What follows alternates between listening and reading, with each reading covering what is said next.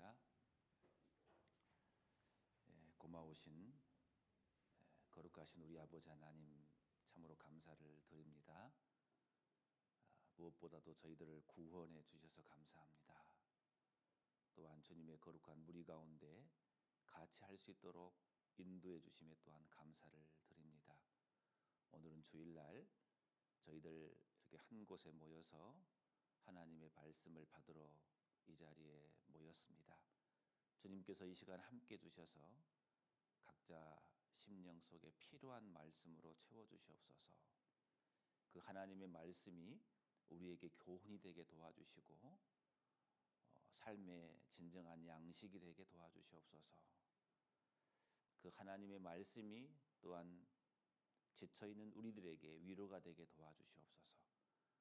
그래서 그 하나님의 말씀을 붙들고 그 말씀이 내 삶 속에 반영되어서 역사가 일어날 수 있도록 이 시간 함께해 주시옵소서. 오늘 같이 말씀을 들어야 되나 여러 사정으로 오지 못한 분들이 참으로 많이 있습니다. 특별히 코로나로 인해서 오고 싶으나 오지 못하고 각 가정에서 말씀을 들으신 분도 계십니다. 주님께서 더욱더 은혜 가운데 채워주셔서 어디에 있든 간에 항상 하나님 말씀을 사모하고 하나님 말씀을 들을 수 있도록 도와주시고, 가능하면 다음에는 같이 참석해서 한 곳에서 하나님 말씀을 들을 수 있도록 주님 은혜 베풀어 주시옵소서. 하나님, 특별히 저희들 중에 몸이 아픈 자가 또한 많이 있습니다. 주님께서 어루만져 주셔서 치료해 주시고 도와주시옵소서. 혹여나 저희들 중에 마음이 상한 자가 있습니까? 특별히 말씀으로 일으켜 세워 주시옵소서. 하나님의 말씀으로 힘으로 일어서서 힘있게 신앙생활 할 수 있도록 회복시켜 주시옵소서. 주님께만 의탁을 드립니다. 예수님의 이름으로 기도드렸습니다. 아멘. 성경 사도행전 9장을 보겠습니다. 사도행전 9장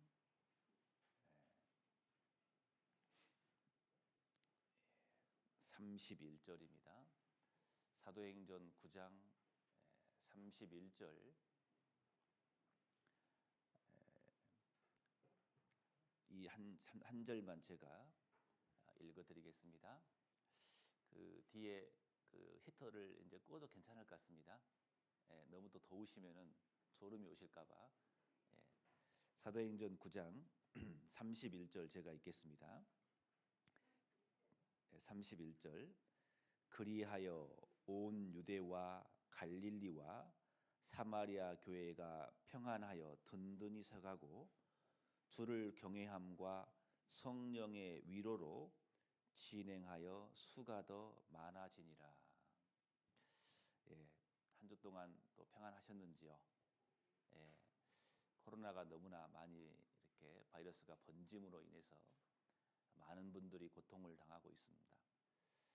그래서 우리 식구들 중에서도 코로나로 인해서 나오지 못한 분도 굉장히 많이 있습니다. 또 그게 확증이 되지 않았지만 또 접촉하신 분도 계시고, 그래서 가능하면 이제 그런 분들은 집에서 가정에서 아마 말씀을 듣고 계실 줄 압니다. 아무튼 코로나가 창궐하고 있는데도 불구하고 그래도 또 그 중에서도 계속해서 복음이 전해지고 또 그런 가운데서도 같이 모이는 가운데 주님의 역사는 계속 이어지고 있다고 생각합니다. 어려운 시기이지만 또 잘 이렇게 견뎌내신 그 모습을 보고 감사가 됩니다. 또 최근에 이제 그 대신방 기간이라 코로나 시기이지만 최대한 조심하는 가운데 대신방을 지금 하고 있는 중입니다. 신방을 하다 보니까 느끼는 게 굉장히 많습니다. 신방의 목적은 각 가정을 돌아보고 어려운 것이 있으면 같이 기도하고 도와주기 위해서 신방을 이렇게 하는데요. 너무나 힘든 가운데 신앙생활 하신 분들이 굉장히 많이더라고요. 그래서 정말 기도할 게 많구나라는 생각을 해보기도 하고, 또 한편으로는 개인적으로 감동도 받고 또 위로도 받습니다. 그 어려운 상황 속에서도 끝까지 이 믿음을 잃지 않고 주님의 몸된 교회 가운데서 끝까지 말씀을 붙들고 그 눈물 속에서도 살아가는 그 모습을 봤을 때 제 자신이 굉장히 힘이 되고 또 감동이 되고 그런 것을 신방 갈 때마다 계속 느끼고 있습니다. 그래서 제 개인적으로는 정말 하나님께서 저를 이곳에 보내주셨는데 이곳에서 우리 성도님들을 섬기면서 최선을 다해서 복음을 전해야 되겠구나. 내가 할 수 있는 범위 내에서 최대한 하나님의 말씀으로 위로를 드려야 되겠구나 라는 생각을 또 해보았습니다. 아무튼 너무 존경스럽고 그 어려운 상황 속에서도 이렇게 신앙생활을 해가는 그 모습이 되게 저는 감동이 되었습니다. 그래서 신방 기간이 저에게는 즐거운 시간이고 또 감사의 시간이고 또 더 많이 다짐하는 시간이 되고 또 더 많이 기도하는 시간이 되고 있는 것 같습니다. 한 2분의 1이나 끝났는가 모르겠습니다. 계속해서 이어서 3월까지 계속 4월까지 신방을 가고자 합니다. 너무 부담 느끼지 마시고 가정에서 같이 즐거운 교제를 계속 나눴으면 좋겠습니다. 자, 오늘은 사도행전 9장 31절 말씀을 배워보려고 합니다. 이 31절 다시 읽어드리면은 그리하여 온 유대와 갈릴리와 사마리아 교회가 평안하여 든든히 서가고 그리하여라고 접속어가 붙어 있습니다.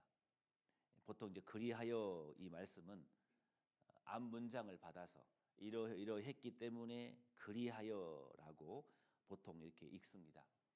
그런데 이 그리하여 이 접속어는 그 의미보다는 이 사도행전 8장부터 9장까지 말씀을 통째로 받아서 이런 사건이 있었는데 한편 그리하여라고 읽으시는 게 더 훨씬 의미에 가깝습니다.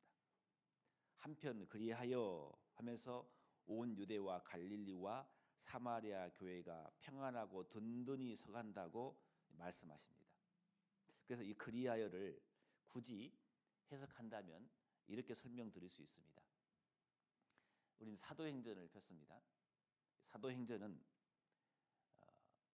우리 교회가 어떻게 시작이 되었는지 초대교회 때 그 모습이 생생하게 이 사도행전 속에 정보가 들어 있습니다.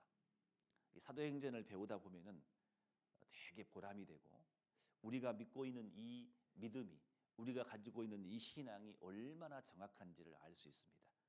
교회의 뿌리거든요. 교회가 어떻게 탄생이 돼 있고 그리고 그 교회가 어떻게 성장이 되었는지 그리고 그 복음이 시작이 되었는데 지금 우리가 믿고 있는 이 복음과 어떻게 연결되어 있는지 너무나 우리에게 뿌리를 알려주는 근간이 되는 말씀이기 때문에 정말 이 사도행전이 우리에게 있다는 것은 큰 행복이고 복이라고 생각합니다. 귀한 말씀이죠. 처음이 어떻는지를 우리에게 정보를 주는 말씀이거든요. 우리가 잘 아시는 말씀대로 사도행전 1장 8절 말씀은 사도행전 전체를 다 해당되는 말씀이잖아요. 너희에게 성령이 임하시면 너희가 권능을 받고 예루살렘과 그 다음에 유대와 사마리아까지 땅 끝까지 이르러 이 복음이 증거된다고 했습니다. 그 과정을 설명해주고 있잖아요. 오순절날 마가의 그 다락방에 처음으로 성령이 임함으로 이제 교회가 시작이 된 거예요. 그래서 그 성령이 임함으로 권능을 받아서 능력을 받아서 그 성령의 능력으로 예루살렘 교회가 탄생하고 그 더 나아가서 사마리아 그 위까지 복음이 전해집니다. 예루살렘을 둘러싸이는 그 유대 지역뿐만 아니라 그 중간 지역 사마리아까지 그리고 갈릴리까지 그리고 땅 끝까지 이 복음이 전 세계에 전해질 것을 사도행전 1장에 이미 다 말하고 있습니다. 그 복음이 지금 여기까지 오게 된 거죠. 그래서 어떻게 이 복음이 시작이 됐고 어떻게 이 복음이 전달되었는지 우리에게 생생하게 사도행전에서 우리에게 정보를 주는 것입니다. 이 사도행전 8장을 한번 잠깐 봐보겠습니다. 이거 잡아놓으시고 사도행전 8장을 보시면은 1절 제가 읽겠습니다. 사울이 그의 죽임 당함을 마땅히 여기더라. 그날에 예루살렘에 있는 교회에 큰 핍박이 나서 사도 외에는 다 유대와 사마리아 모든 땅으로 흩어지니라. 자, 사도행전 8장을 보면은 너무나 우리가 잘 알다시피 스테판이 죽임을 당합니다. 그렇잖아요. 이 스테판이 죽임을 당하는데 그 스테판의 죽음으로 모든 것이 다 끝나는 같이 보였지만 그게 아니잖아요. 그 사람들이 다 죽음으로 인해서 흩어지기 시작했습니다. 사도행전 2장에 보면은 바데 사람, 메데 사람, 엘림 사람, 메소포타미아 사람, 유다 사람, 갑바도기아, 본도, 아시아, 부르기아, 밤빌리아, 구레네, 리비아, 로마, 그다음에 그레데인, 아라비아인 여러 지방 사람들이 예루살렘으로 몰려들었거든요. 그래서 그 사람들이 이제 구원을 받아 성령을 받잖아요. 근데 스테판의 죽음으로 인해서 이 사람들이 각지 여러 지방으로 흩어진 거예요. 이 복음을 가지고 그들이 흩어지게 된 거예요. 그 4절에 보시면은 그 흩어진 사람들이 두루 다니며 복음의 말씀을 전할세. 스테판의 그 죽음으로 핍박을 받았지만 그걸로 인해서 각 지방에서 모여들었던 사람들이 구원을 받고 흩어짐으로써 이 복음이 더 힘차게 전해지는 기가 막힌 역사가 있었던 거예요. 그 당시에 초대교회 때 스테판의 죽음이 큰 사건이었잖아요. 복음을 전한 사람이 갑자기 핍박으로 돌맞아 죽었거든요. 그것 때문에 슬퍼해서 각각 지방으로 흩어졌지만 그것이 복음이 전 세계로 선포되는 하나의 계기가 되었던 겁니다. 그런 사건이 있었어요. 그리고 이 복음이 이제는 예루살렘에 시작했던 이 복음이 온 유대에 퍼지게 되고 그리고 이 복음이 유대 지방 그 위쪽 지방 사마리아입니다. 그 사마리아 지방 그토록 그 당시에 사마리아는 저주받는 도시입니다. 역사를 잘 아실 거예요. 이스라엘 역사를 보면은 우리 전도집회 때 배웠잖아요. 북쪽 이스라엘과 남쪽 유다하고 나눠졌습니다. 북쪽 이스라엘은 아시리아에게 멸망했어요. BC 722년경에 멸망함으로 아시리아 사람과 북쪽 이스라엘 사람이 섞임으로써 완전히 멸망한 민족이 되어버렸습니다. 그 민족, 섞인 민족이기 때문에 저주받은 곳입니다. 예수님 이 땅에 계실 그 당시에도 많은 유대인들은 그 사마리아 지역을 가기 싫어했습니다. 그러나 예수님은 그 사마리아 지역까지 가신 분이잖아요. 사마리아 여인 아시죠? 우물가의 그 여인, 그 사마리아 그 지역 저주받는 곳이었습니다. 그런데 그 사마리아까지 복음이 전해져요. 빌립 집사에 의해서. 유대인들에게는 쇼킹한 일이었거든요. 확인하러 보냈잖아요. 거기에 사마리아까지 복음이 전해집니다. 나중에 이 마술사 시몬의 그 마술에 놀래가지고 유혹된 사람들도 나중에 복음을 전하니까 구원을 받아버립니다.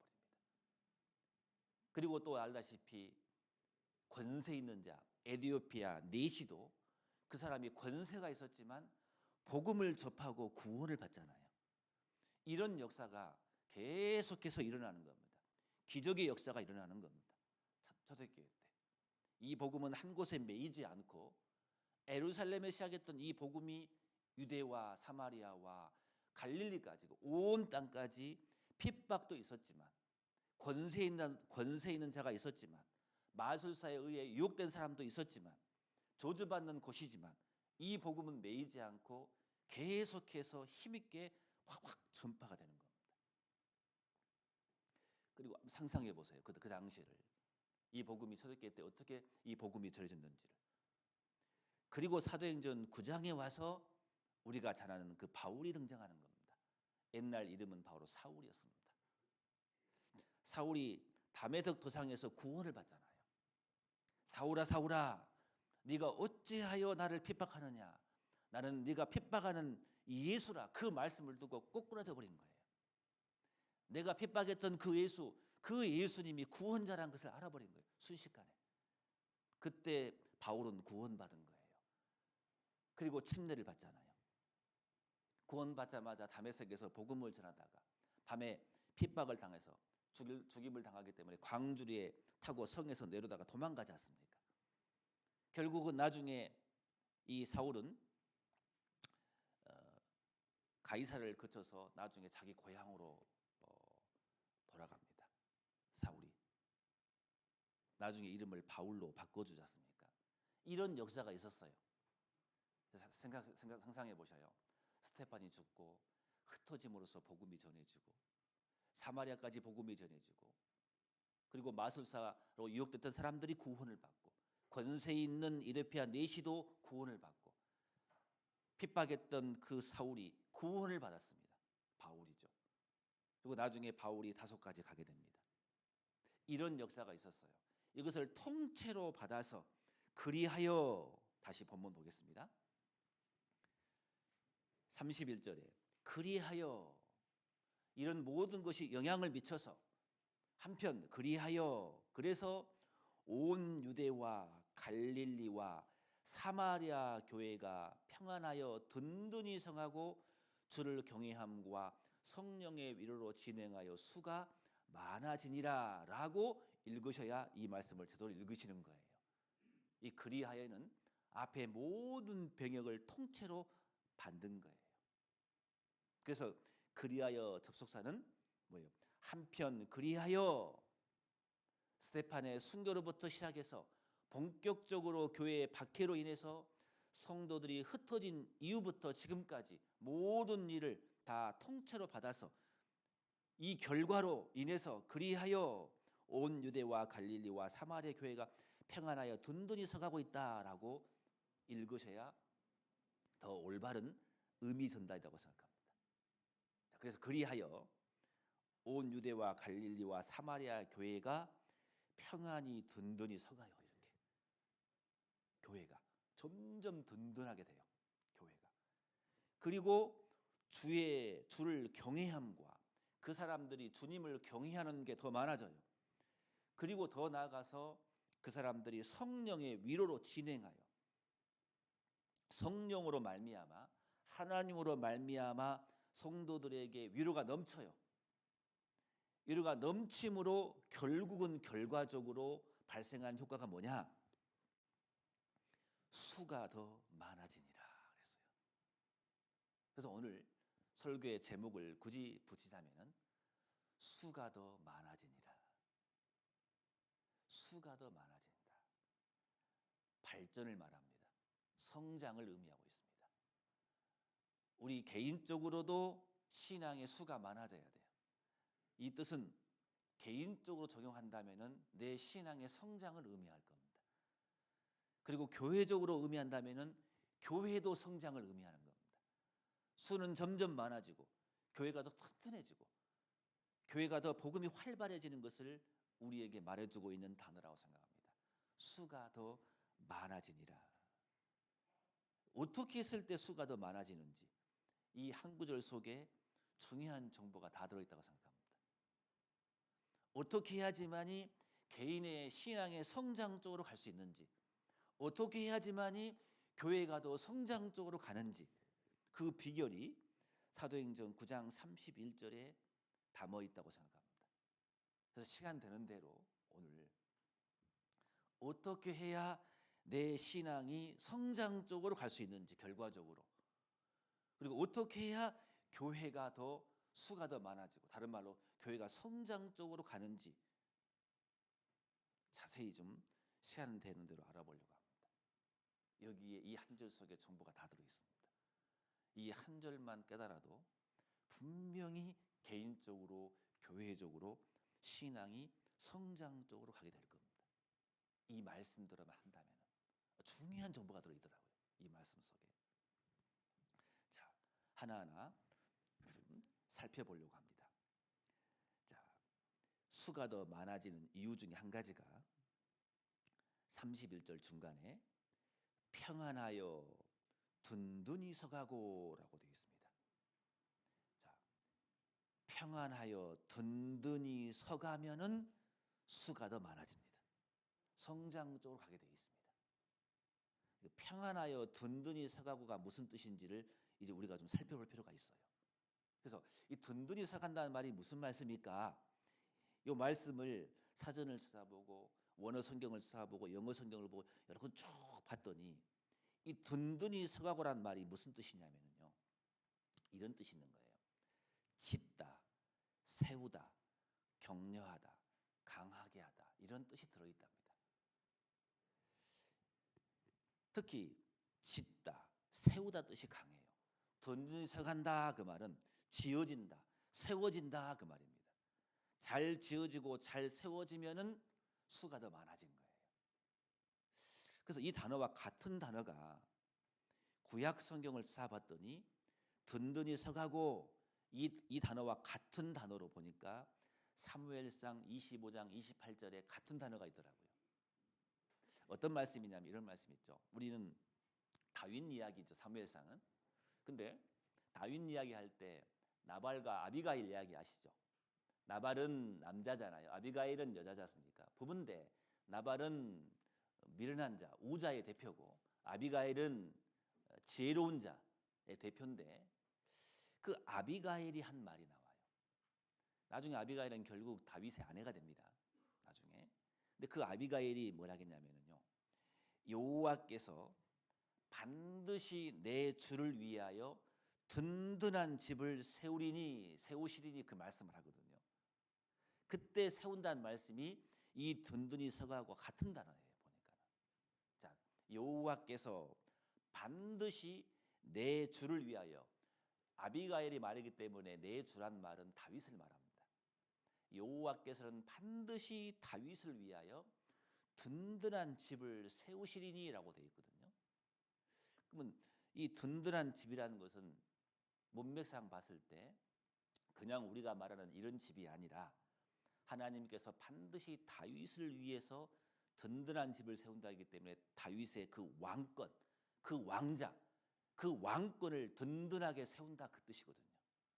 이 세운다는 단어가 방금 읽어드렸던 사도행전 9장 31절에 나와 있는 든든히 서가고와 같은 단어예요. 그러니까 든든히 서가다 그 말은 세워진다 그 말이에요. 견고하게 세워진다 그런 뜻이 들어있는 거예요. 같은 단어가 신약 성경 보면은 이런 게 있습니다. 우리 마태복음을 보면은, 복음서 보면은 마태복음 16장에 보면은요, 예수님께서 예수님의 제자들을 훈련시키기 위해서 가이사라 빌립보 지방으로 데려갑니다. 가이사라 빌립보 지방이 어디냐면요, 이스라엘 보면은 사해바다가 있고 그 위에 갈릴리 호수가 있잖아요. 그럼 갈릴리 호수 저 위쪽에 우상을 숭배하는 도시가 있는데 거기가 가이사라 빌립보 지방입니다. 여기 가봤더니요, 그 가이사라 빌립보 지방에서 그 물이 쏟아나가지고 그 물이 상류 갈릴리 호수로 물이 들어갑니다. 그래서 이스라엘의 젖줄이 되는 거예요. 그 지역입니다. 가이사라 빌립보 가면은요, 실제로 지하에서 물이 펑펑 쏟아집니다. 기가 막힙니다. 지금도 쏟아집니다. 헐몬산에 그 눈들이 녹아가지고 땅 속에 스며들어서 가이사라 빌립보 지방과 단 지방에서 물이 폭포수처럼 쏟아집니다. 보시면 놀랄 겁니다. 기적 같은 거예요. 거기서 그 물이 쏟아져서 나중에 갈릴리 호수를 만드는 겁니다. 그 지역 가이사라 빌립보 지방입니다. 거기에 예수님께서 제자들을 데리고 왔습니다. 예수님께서 제자들에게 물어봤습니다. 사람들은 나를 누구라 하느냐? 뭐라고 합니까? 어떤 사람은 예수님을 세례 요한이라기도 하고 엘리야라기도 하고 또 어떤 사람은 에레미야라고도 합니다. 라고 말합니다. 그때 예수님께서 또 물어봅니다. 그때 베드로가 물어봅니다. 베드로가 대답하기를 뭐라고 합니까? 그 유명한 말이죠. 주는 그리스도시요 살아계신 하나님의 아들이십니다. 라고 말합니다. 베드로가 정확히 정답을 말하죠. 예수님께서 대답하여 가라사대 비오나 시몬아 네가 복이 있다 했어요. 네가 이렇게 말하는 것은 혈육이 아니요 하나님께서 내 아버지께서 깨닫게 주신 것이다라고 말하지 않습니까? 베드로가 그 이야기를 해요. 예수님 보고 주는 그리스도시요 살아계신 하나님의 아들이시니다 정확히 이야기하잖아요. 그 말씀을 듣고 예수님께서 말씀하시기를 베드로에게 말합니다. 내가 이 반석 위에 교회를 세운다라고 되어 있어요. 그때 그 세운다. 그 단어와 사도행전 9장 31절에 나와 있는 든든히 서가고 단어가 똑같은 단어예요. 이 반석 위에 내 교회를 세운다 그랬어요. 그 반석이 뭡니까? 우린 너무나 너무 잘 압니다. 사도들과 선지자 터 위에 세우심을 입은 자들. 사도들과 선지자들의 터 위라겠죠. 사도들과 선지자들이 전했던 그 복음 위에 세운다겠어요. 그게 터예요. 그게 반석이고 예수 그리스도가 터예요. 반석이고 모퉁이 돌이신 예수 그리스도. 그러니까 이게 무슨 뜻이겠습니까? 확실한 복음 위에 세워지는 거예요. 성장 쪽으로 가는 거예요. 든든히 서가는 거예요. 튼튼해지는 거예요. 언제 든든히 서가느냐? 든든히 서가면은 수가 많아집니다. 언제 그러냐? 개인적으로는 구원이 확실해야 돼요. 이 복음의 터가 든든해야 돼요. 구원의 확증을 이루셔야 돼요. 구원이 불확실하면은 기초가 불안하기 때문에 든든히 서가지 못하기 때문에 내 신앙의 성장 쪽으로 갈 수가 없는 거예요. 그렇잖아요. 연결되어 있는 거예요. 특히 신약 성경에 세워진다, 든든히 서간다는 언제 든든히 서가느냐? 복음의 터 위에 세운다겠어요. 반석 위에 세워진다겠어요. 그잖아요. 예수 그리스도 위에, 이 터는 곧 예수 그리스도시라. 예수로 말미암은 확실한 복음 위에 신앙이 든든히 서가는 거예요. 그렇잖아요. 내 구원이 확실해야 돼요. 구원이 불안하면 안 돼요. 그래서 제가 다행인 게 최근에 여기 대광부 가서 구원 상담을 많이 한 것 같아요. 목사님, 제 구원이 의심스러워요. 확실하고 싶어요. 그런 분을 몇 분 만났습니다. 조금만 하면 금방 풀리거든요. 어떤 분은 목사님, 우리 아버님이 불안해요. 상담 한번 해주세요. 조금 사니까 금방 풀리거든요. 구원이 확실해야 돼요. 구원이 불안하면 신앙이 성장 절대 하지 않습니다. 그래서 구원받은 사람들은 항상 전도 집회와 함께 해야 돼요. 혹시 모르니까. 그렇잖아요. 이 구원이 불안하면 안 돼요. 다른 건 몰라도 이것만큼은 확실히 해놓고 사셔야 되는 거예요. 그래야 수가 더 많아지라. 내 개인적으로 신앙의 성장이 이루어지는 겁니다. 교회가 언제 성장은 되느냐? 교회가 언제 수가 더 많아지느냐? 교회가 구원의 복음이 확실했을 때 그러는 거예요. 구원받은 사람이 확실히 구원받은 사람이 많아야 교회는 성장 쪽으로 가는 거예요. 그렇잖아요. 그리고 교회는 확실한 복음을 전해야 되는 거예요. 다른 복음을 전하면 안 돼요. 교회는 절대로 성장적으로 갈 수가 없어요. 그래서 교회는 확실한 복음을 전해야 돼요. 다른 복음은 없나니 그랬어요. 갈라디아 교회는요, 거짓 형제가 가만히 들어왔다 그랬어요. 그래서 하나님께서는 갈라디아 성경을 써서 그들에게 정확히 교훈을 주는 거예요. 다른 복음은 없나니 그랬어요. 그래서 1장 8절에 뭐라 했습니까? 이 복음 외에는 다른 복음이 없다고 했어요. 다른 복음을 전하면 저주를 받을지어다라고 되어 있어요. 교회는 교회에서 전하는 메시지는 가장 중요한 게 다른 복음을 전하면 안 되는 거예요.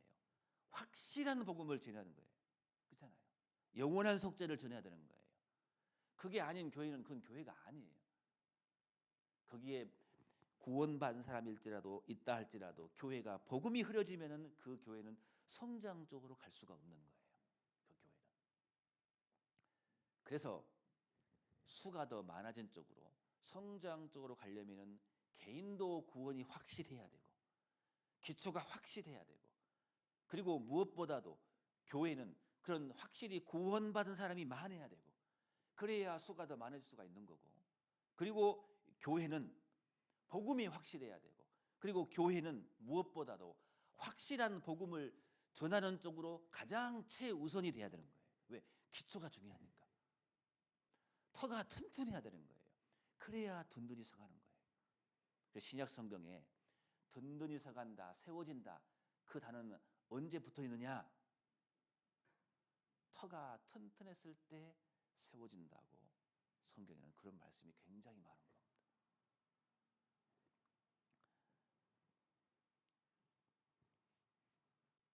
그래서 마태복음 13장에 내용이 뭡니까? 곡식이 있으면 가라지가 있는 거예요. 그렇잖아요. 이게 무서운 말씀이잖아요. 그래서 마태복음 13장 그 이하 47절 이하를 읽어보면은 천국은 마치 뭐라겠습니까? 자, 어부가 물고기를 잡으려고 그물을 던졌어요. 잡혔단 말이에요. 가득했어요. 근데 뭐라겠습니까? 물고기가 가득함에 끌어내어 앉아서 좋은 것은 그래서 담고 못된 것은 내어 버리니라 그랬어요. 세상 끝에도 이러하리라. 천사들이 와서 의인 중에 악인을 갈라내리라 그랬어요. 의인 중에 악인이 있다고요. 풀무불에 던져 넣으리니 거기서 울며 이를 갈미 있으리라 그랬어요. 그물을 던져서 물고기를 잡았지만 다 구원받은 게 아니란 말입니다. 그게. 좋은 것은 바구니에 담지만 못된 것은 내어 버리는 거예요. 그러면서 세상 끝에도 이러하리라라고 되어 있거든요. 그렇잖아요. 자기 구원을 점검해 봐야 되는 겁니다. 항상. 그래서 구원받은 그리스도인은 구원을 받다 할지라도 항상 전도 집회와 가까이 있어야 되는 거예요. 나는 구원받은 가 됐다. 전도 집회 필요 없다. 아닌 겁니다. 3월 달에 대집 전도 집회가 있습니다. 새로운 사람을 모시는 것도 중요합니다. 당연히 전도 집회는 그것 때문에 있는 거기 때문에. 그러나 내가 전도하지 못한다 할지라도 나라도 참석해야 되는 겁니다. 참석해서 내가 나에게 말씀을 드려야 되는 거예요. 전도 집회는 다른 사람 말씀이 아닌 거예요. 만약에 주님께서 일주일 뒤에 오신다고 만약에 그렇다고 합시다. 그럼 여러분 무슨 일을 하실 수 있겠습니까? 제일 먼저 무슨 일을 하시렵니까? 저 같으면 제 구원부터 점검할 것 같습니다. 가장 중요하기 때문에. 그리고 가족을 돌볼 것 같습니다. 명백할 것 같습니다. 그것은. 그렇잖아요. 전도 집회는 항상 마지막으로 생각하셔야 됩니다. 항상. 내가 참석해야 되는 겁니다. 그래야 그것이 확고해야 지어져 가요. 든든히 서갑니다. 그래야 내 개인의 신앙의 성장 쪽으로 가는 거예요. 교회가 언제 성장 쪽으로 가느냐? 전도 집회 때 특히 구원받은 분들이 얼마나 많이 참석하느냐? 그 교회가 튼튼해지는 거예요. 왜? 기본이 튼튼해지기 때문에. 그렇잖아요. 열심히 사는데 기존에 구원받은 성도들이 전도 집회 참석하지 않는다? 그 교회는 성장적으로 갈 수가 없는 거예요. 기초가 튼튼하지 못하거든요. 그러면요. 전도 집회 때 많은 사람이 참석한다. 그 교회는 틀림없이 성장 쪽으로 가는 거예요. 두고 보십시오. 그렇습니다. 수가 더 많아지는 거예요. 기초가 그래서 그만큼 중요한 겁니다. 그래서 세워진다 그 단어는 항상 그 말씀과 붙어 있는 겁니다. 그리고 세워진다, 든든히 서간다 그 단어는 또 언제 그 단어를 신약 성경에서 인용했냐면요. 여기를 잡아놓으시고 에베소서 2장을 봐보겠습니다. 에베소서 2장을 봐보겠습니다. 에베소서 2장 21절을 봐보겠습니다. 에베소서 2장 21절 20절부터 제가 읽어드리겠습니다. 너희는 사도들과 선지자들의 터 위에 세우심을 입은 자라. 그렇죠? 그들이 전한 그 복음의 메시지 위에 세우심을 입은 자라. 이게 다 똑같은 단어입니다. 그리스도 예수께서 친히 모퉁이 돌이 되셨느니라. 그러면서 21절에 그의 안에서 자, 건물마다 서로 연결하여 주 안에서 성전이 되어가고 너희도 성령 안에서 하나님의 거하실 처소가 되기 위하여 예수 안에서 함께 뭐라겠습니까? 지어져 가느니라. 이 단어가 똑같아요. 지어져 간단 말이에요. 든든히 서가고 그 단어와 이 지어져 간다. 이 의미가 똑같은 거예요. 언제 든든히 서갈 수 있느냐? 21절에 그의 안에서 건물받아 서로 연결하여 주 안에서 성전이 되어가고 너희도 성령 안에서 거하실 처소가 되기 위하여 예수 안에서 뭐라 하겠습니까? 함께 지어져 가느니라라고 되어 있어요. 함께 했을 때 지어져 가는 거예요. 함께 했을 때 든든히 세워지는 거예요. 우리가 구원받은 우리가 가능하면 함께 하려고 노력했을 때 성장적으로 가는 거예요. 신기한 비밀이 들어있는 거예요. 우리 구원받은 사람 함께 해야 됩니다. 가능하면 함께 해야 됩니다. 베드로전서 2장 5절에 그런 말씀 있잖아요. 너희도 산돌같이 신령한 집으로 세워지고 그랬어요. 그 단어가 똑같은 단어예요. 세워진다 했어요. 든든히 서가요. 산돌같이. 우리는 구원받은 사람은 벽돌이 아닙니다. 똑같은 사람이 아닙니다. 다 모난 돌입니다. 그 모난 돌이 모여서 신령한 집이 지어지는 거예요. 교회가 지어져 가는 겁니다. 세워져 간다고 했어요. 든든히 세워져 가는 겁니다. 그게 교회의 성장 쪽으로 가는 거예요. 우리는 모여야 됩니다. 우리는 함께 해야 됩니다. 지난주에도 말씀이 그런 말씀이더라고요. 들어보니까 교제를 해야 된다고, 하나가 돼야 된다고. 그게 세워져 가는 겁니다. 그러면은 절로 수가 더 많아지느니라. 내 개인의 신앙의 성장도 마찬가지고 교회도 수가 더 많아지는 겁니다. 그게 비밀입니다. 우리는 로마서 12장을 너무나 사랑합니다. 모르는 분이 없을 거예요. 그러므로 형제들아, 내가 하나님의 자비하심으로 너희를 권하노니 너희는 너희 몸을 하나님이 기뻐하시는 거룩한 산 제사로 드리라. 이는 너희의 드릴 영적 예배니라. 그 말씀 잘 아시죠? 너희는 이 세대를 본받지 말고 오직 마음을 새롭게 함으로 변화를 받아 하나님의 선하시고 기뻐하시고 온전한 뜻이 무엇인지 분별하러 하라. 이런 말씀이 계속 이어지지 않습니까? 그러면서 4절에 와서 뭐라고 합니까?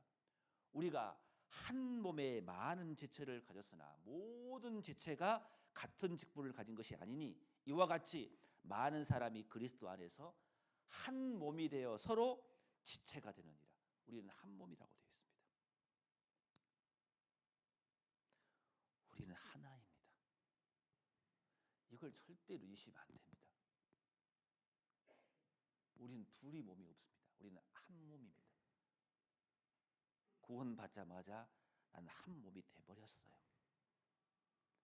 그래서 로마서 12장 그 이하에 한 몸이라고 강조하면서 거룩한 산제사를 드리고 이것이 영적 예배라고 하면서 하나님 말씀을 분별하라고 하면서 하신 말씀이 너희는 한 몸이라는 것을 강조하면서 그리고 그 이후에 16절 이하를 읽어보면 이 한 몸이 되기 위해서 조건이 있죠.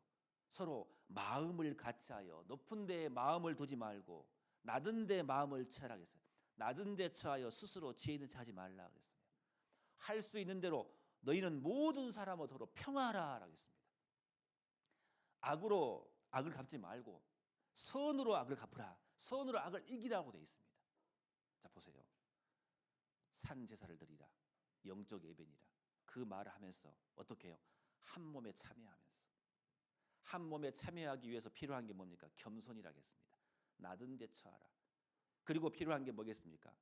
겸손, 평화, 화평적으로 어쩌든지 화평적으로 그리고 선한 쪽으로 한 몸에 참여해서 이쪽으로 참여하기 위해서 겸손하고 평화하는 쪽으로 선 쪽으로 가면은 하나가 되기 때문에 그런 가운데 내 개인의 신앙의 성장은 물론 이것뿐만 아니라 교회는 수가 더 많아집니다. 한 몸에 함께 참여했을 때 든든히 서간다 하겠습니다. 든든히 세워지는 겁니다. 우리는 하나입니다. 우리는 좋든 싫든. 다시 사도행전 9장을 봐보겠습니다. 9장 31절 그리하여 온 유대와 갈릴리와 사마리아 교회가 든든하여 평안하여 든든히 서가고 여기 보시면은 자세히 보실 때요. 자 보세요. 그리하여 자 유대와 갈릴리와 사마리아 교회라고 되어 있는데 원래 문맥상으로는 유대와 사마리아와 갈릴리와 사마리아 교회들이 평안하여 든든히 서가고라고 해야 돼요, 실은. 근데 여기 보시면은 단수로 되어 있어요. 아마 복수를 사용하지 않고 교회라고 단수로 사용한 것은 분명하게 교회의 하나됨을 말하기 위해서 의도적으로 표현했다고 보여집니다. 하나예요, 교회는. 둘이 될 수 없습니다. 단수로 되어 있어요. 그래서 성경에 우리가 올해 2022년도에 우리 대광복교회 슬로건이 뭡니까? 성령의 하나되게 하심을 힘써 지키라. 에베소 4장 3절에 평안에 매는 줄로 성령의 하나되게 하심을 힘써 지키라 그랬어요. 몸이 하나이요 성령이 하나이라 했습니다. 우리는 다 같이 부르심을 한 소망 안에 부르심을 입은 자리라 했습니다. 하나란 말이 그렇게 많이 강조되어 있어요. 성경에 보면은요. 이게 중요하기 때문에 그래야 성장적으로 가기 때문에 그러는 겁니다. 고린도전서 12장을 봐보겠습니다. 고린도전서 12장 4절. 자, 고린도전서 12장입니다. 4절 제가 읽겠습니다.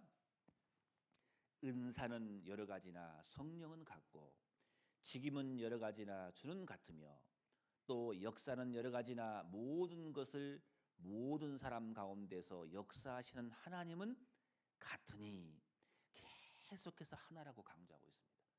11절 봐보겠습니다. 이 모든 일은 같은 한 성령이 행하사 그 뜻대로 각 사람에게 나누어 주시느니라. 자, 같은 한 성령이라고 되어 있죠.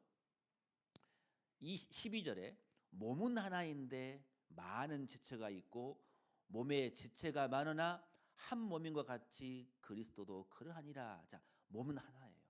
몸은 두 개 될 수 없습니다. 지체는 여러 가지지만 한 몸이라고 계속해서 강조하고 있습니다. 13절에 우리가 유대인이나 헬란이나 종이나 자유자나 다 한 성령으로 세례를 받아 한 몸이 되었고 또 다 한 성령을 마시게 하셨느니라.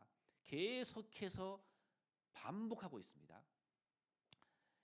자, 14절 몸은 한 지체뿐 아니요 여럿이니 만이 발이 이르되 나는 손이 아니니 몸에 붙지 아니하였다 할지라도 이로 인하여 몸에 붙지 아니한 것이 아니요라고 돼 있고 20절 읽어보겠습니다.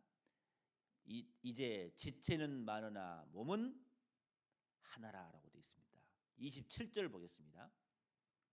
너희는 그리스도의 몸이요 지체 각 부분이라라고 돼 있습니다. 계속해서 너희는 그리스도의 한 몸인 겁니다. 하나란 말이 계속해서 반복되어 있습니다. 우리는 하나입니다. 우리는 두 개가 될 수 없다는 것을 우리는 항상 이건 명심할 필요가 있습니다. 그래야 참여하거든요. 그래야 함께 할 수 있거든요.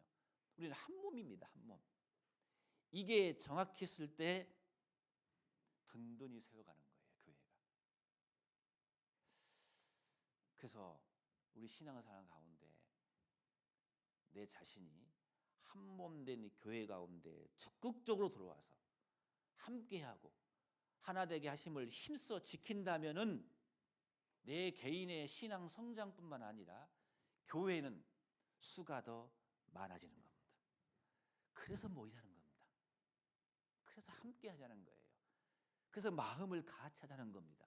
바쁜 와중 속에서도 여기에 비밀이기 때문에 그런 거예요. 그런 말이 성경에 너무나 많더라니까요. 요한복음 10장 16절에 보면은 뭐라 하겠습니까? 한 무리가 되어 한 목자라겠어요. 우리는 한 목자 되신 예수 그리스도의 그 밑에서 우리는 한 무리예요. 우리는 두 무리가 될 수 없어요. 우리는 한 무리 속에 들어가 있는 거란 말이에요. 우리는 한 배를 탄 사람인 겁니다. 그래서 예수님께서 요한복음 17장에 십자가에 죽으시기 전에 예수님께서 기도하셨다는 내용을 반복했잖아요. 말씀드렸지 않습니까? 중요한 내용일 거예요. 예수님께서 아버지께서 내 안에 내가 아버지 안에 있는 것 같이 저희도 다 하나가 되어 우리 안에 있게 하사 세상으로 아버지께서 나를 보내신 것을 알게 하옵소서. 세상 사람들이 어떻게 아냐, 어떻게 하나님에 대한 하나님을 알고 어떻게 하나님과 예수님을 믿을 수 있느냐? 비결이 뭐라고요? 아버지께서 내 안에 내가 아버지 안에 있는 것 같이 저희도 하나가 되게 해주십시오. 하나가 되었을 때 세상으로 아버지께서 나를 보내신 것을 믿게 하옵소서. 어떻게 해서 세상 사람들이 예수님에 대해서 하나님에서 아느냐? 우리가 하나가 되었을 때라 그 말입니다. 하나가 되었을 때 우리가 하나가 된 같이 저희도 하나가 되게 하옵소서. 삼위일체 하나님께서 하나가 된 것처럼 저희도 하나가 되게 하옵소서. 이 말씀은 물론 12 제자를 통해서 하신 말씀이지만 이 말씀은 우리에게도 해당되는 말씀인 겁니다. 그래서 우리는 신앙생활 하실 때 어찌하든지 하나가 되는 쪽으로 이미 하나가 된 상태를 힘써 지키는 쪽으로 그래서 모이기도 하고 같이 한 마음으로 기도하기도 하고 같이 하는 쪽으로 우리가 마음을 쏟아야 됩니다. 그래야 내 개인의 신앙도 성장하고 교회는 수가 더 많아진 쪽으로 발전할 수밖에 없습니다. 초대교회 때 왜 복음이 그렇게 폭발했을 것 같습니까? 초대교회 때 정보가 나오잖아요. 사도행 2장에 보면은 그들은 저희가 사도의 가르침을 받아 서로 교제하며 마음을 같이해서 떡을 떼고 기도에 전혀 힘쓰니라 그랬어요. 제 것이 없어요. 서로 나눠준다 했습니다. 시간만 되면 모인 거예요. 그 다음에 구절이 뭡니까? 수가 더 많아지니라. 구원에 받은 수가 더 많아지니라. 초대교회 때 복음이 폭발했을 때의 그 현상을 우리에게 그대로 보여주는 기가 막힌 말씀인 겁니다. 그 당시에 핍박도 있었지만 항상 모이는 쪽으로 하나된 쪽으로 마음을 모았기 때문에 수가 더 많아지는 쪽으로 가게 되는 겁니다. 우리는 어찌하든지 하나된 것을 지켜야 됩니다. 마음에 맞는 분끼리 교제하는 것도 중요하지만 두루두루 교제를 해야 됩니다. 끼리끼리 교제는 별로 좋지 않습니다. 마음이 안 맞더라도 나하고 친하지 않더라도 우리는 한 몸이 되기 때문에 그 사람들하고 더 가까이 가서 교제하려고 노력을 하셔야 됩니다. 우리는 이미 하나가 됐기 때문에. 이런 거 있죠. 우리는 이미 하나이기 때문에 한 지체가 아프면은 신하도 아파야 되거든요. 그게 하나된 몸이 됐다는 하나의 증거일 겁니다. 제가 옛날에 청년 때 수련회를 갔는데 밤에 자는데 말벌이 제 엄지발가락을 쏘아버렸어요. 얼마나 아픈지. 그 독이 순식간에 허벅지까지 올라오더라고요. 그래서 허벅지를 붙들고 막 울다시피 너무너무 아프더라고요. 말벌이 세더라고요. 저녁에 잠을 못 잤어요.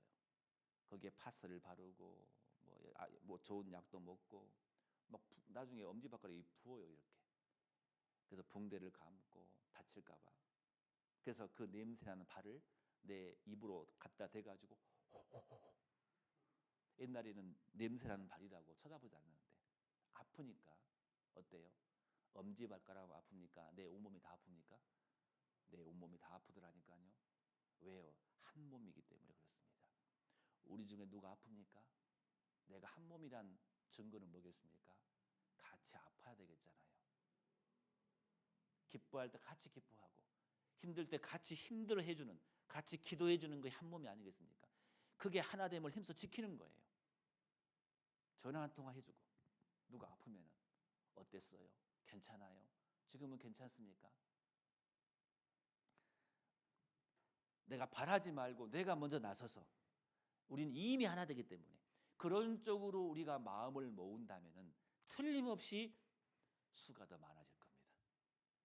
든든히 서가요. 그때 교회는 든든히 서가게 돼 있는 겁니다.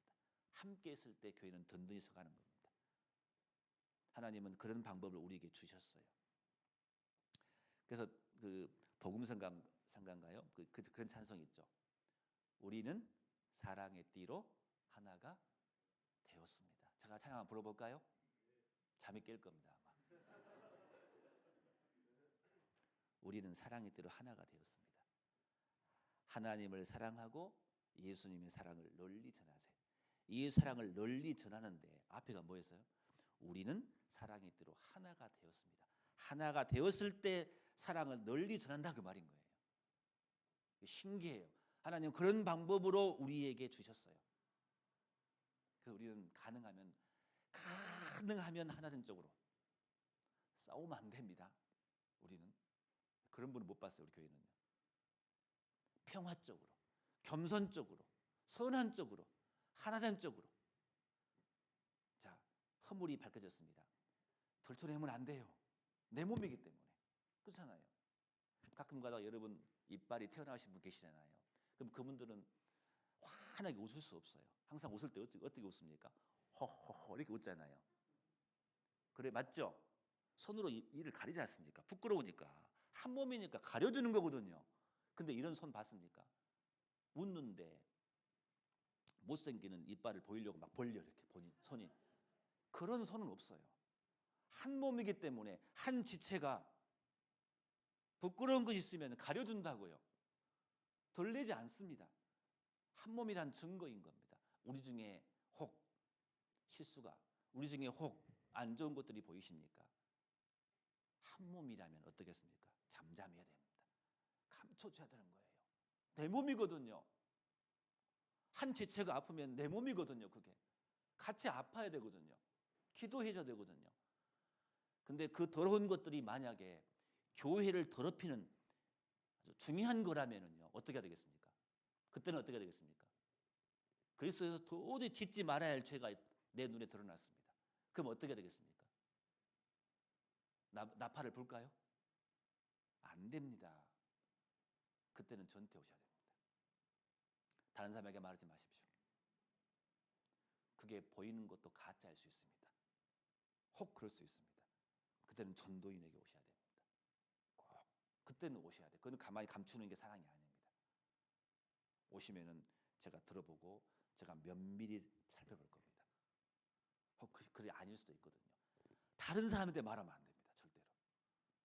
그럼 내 지체이기 때문에 어떨 때는 그걸 도려낼 때가 있어요. 암덩어리는 도려내야 되거든요. 그것은요. 내 몸이 살려면. 그런 것들은 교회에 전도인이 있기 때문에 전도인에게 와서 상담하시면 되는 겁니다. 그 외에는 웬만하면 여러분들 그냥 기도해 주셔요. 내 몸이거든요. 그렇잖아요. 그런 쪽으로 갔을 때 교회는 든든히 서가는 겁니다. 그럼 두고 보십시오. 교회 수는 점점 수가 늘어납니다. 점점 많아집니다. 올 2022년도가 시작이 됐는데 그래도 부족하지만 몇몇 사람들이 구원을 받고 상담으로 오기도 하고 또 다른 지역에서 이사 오기도 하고 아무튼 수가 늘어나는 게 눈에 보입니다. 왜 그럴까요? 우리 식구들이 서로 사랑하기 때문에 그런 겁니다. 서로 하나로 가는 쪽으로 가기 때문에 그럽니다.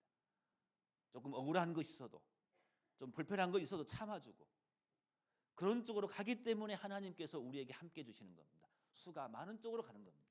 틀림없이. 저는 그렇다고 생각합니다.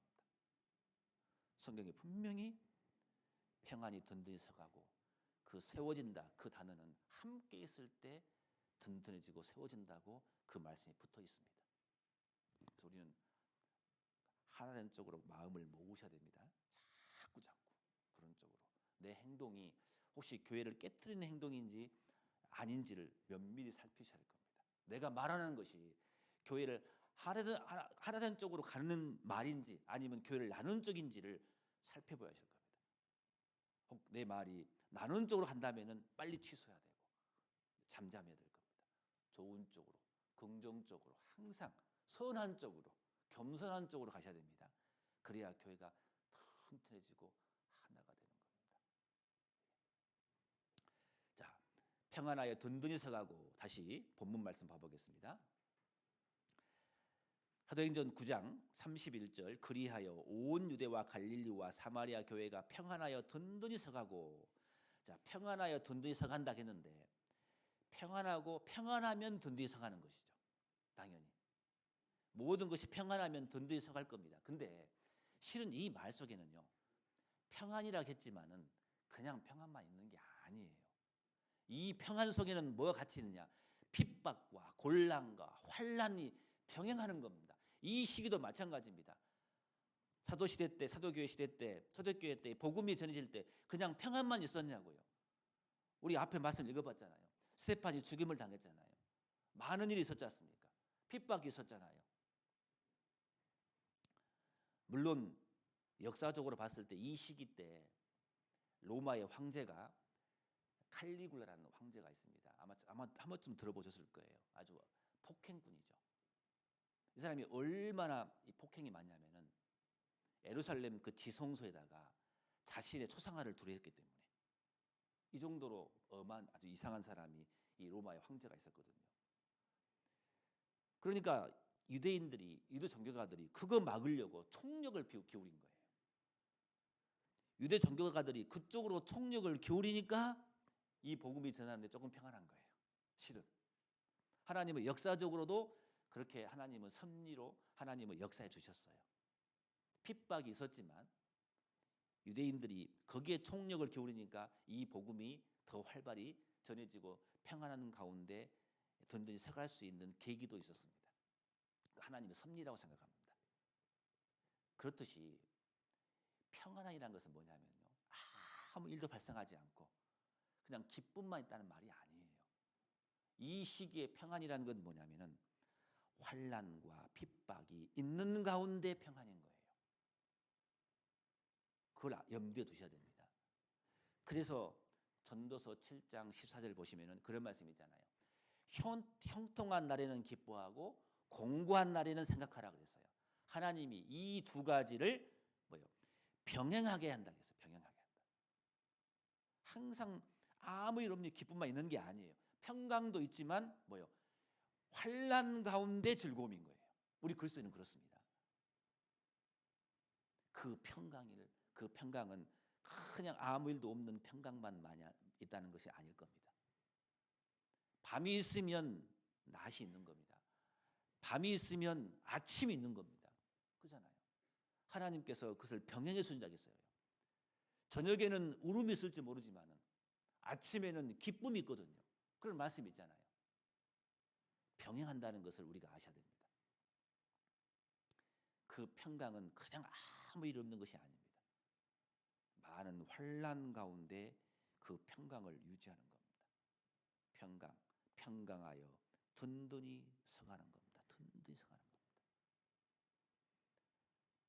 또 든든히 서간다는 말씀이 어떤 말씀과 붙어 있냐면요.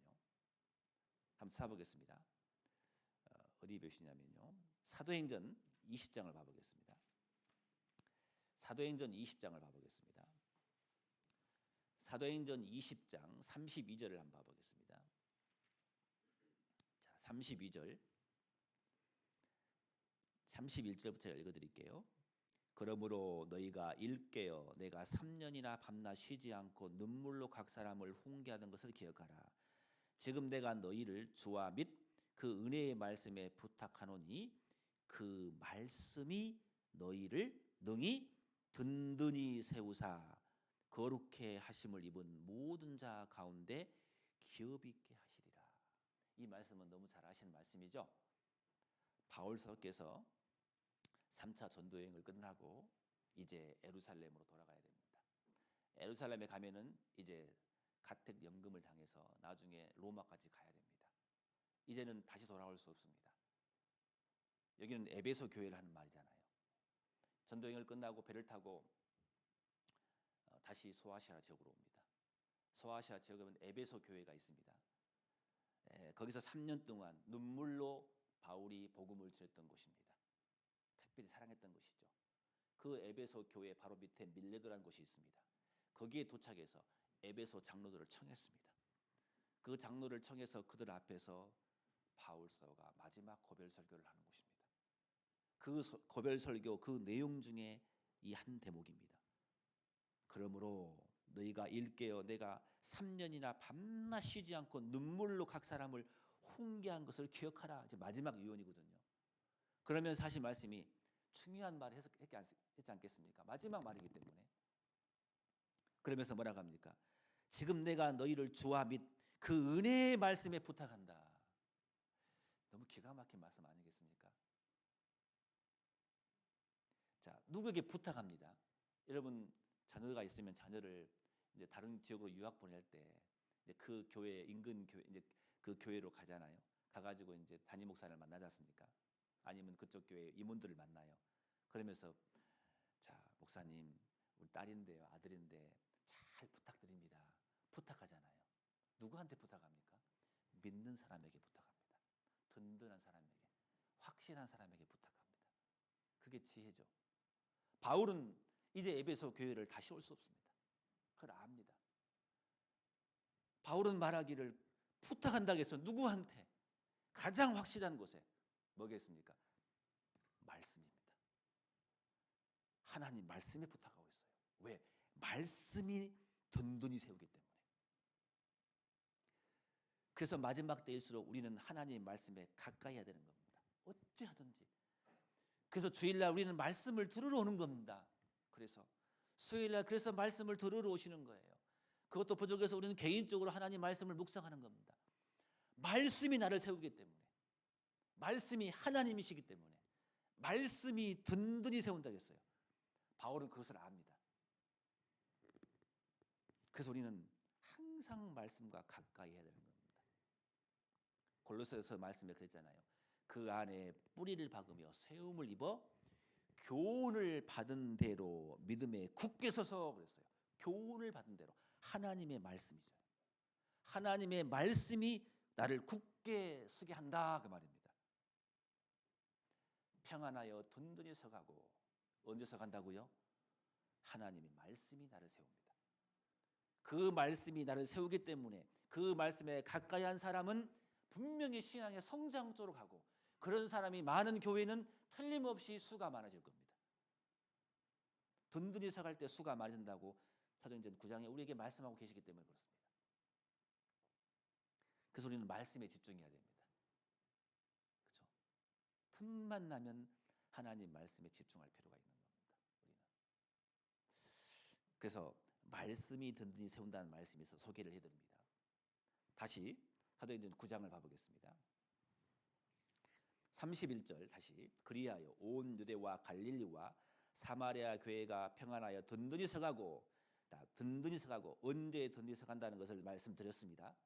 자, 그 다음 필요한 게 뭐냐면 주를 경외함과 하겠어요. 주를 경외한 사람이 많을수록 수가 더 많아지는 겁니다. 그럼 주를 경외한다는 건 뭘까요?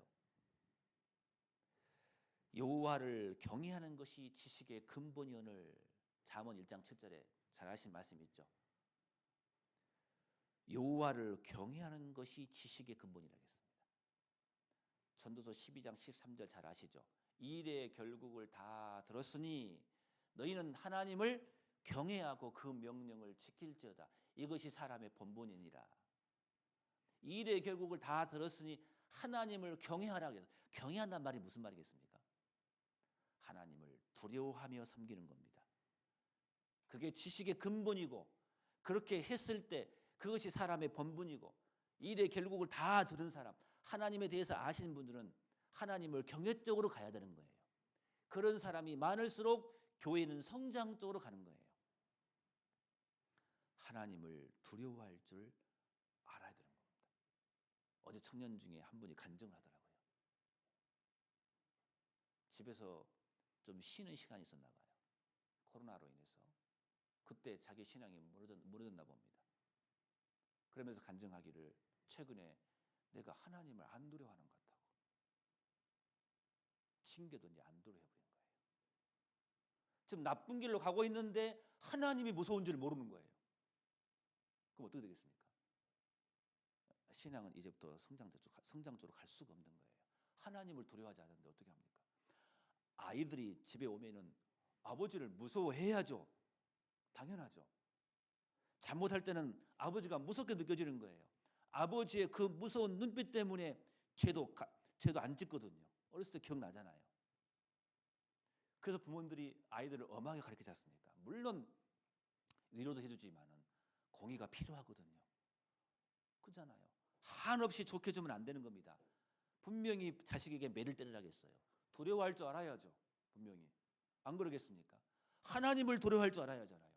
하나님 두 눈 뜨고 지금 살아계시고 우리를 지켜보고 계시는데 하나님을 두려워하지 않는다면은 그 신앙은 성장적으로 갈 수 없는 겁니다. 하나님을 경외한 쪽으로 간다면은 그런 사람이 많을수록 그 교회는 분명히 성장적으로 가게 되어 있습니다. 신명기 17장 19절에 평생에 자기 옆에 두고 읽어서 그 하나님 여호와 뭐라고요? 경외하기를 배우며 그랬어요. 하나님 말씀 배울 때마다 하나님 말씀이 얼마나 무섭냐고요. 그렇잖아요. 거짓말치고 누구 하나 미워한 것 때문에 사람을 지옥 가잖아요. 그 죄가. 사람 미워하는 게 얼마나 큰 죄란 걸 알잖아요. 하나님의 공의가 얼마나 크다는 것도 알잖아요. 하나님은 세밀하시기 때문에 내 마음까지 다 꿰뚫어 보시잖아요. 하나님을 두려워할 줄 아는 겁니다. 그런 사람이 많을수록 교회는 성장적으로 가게 되는 거예요.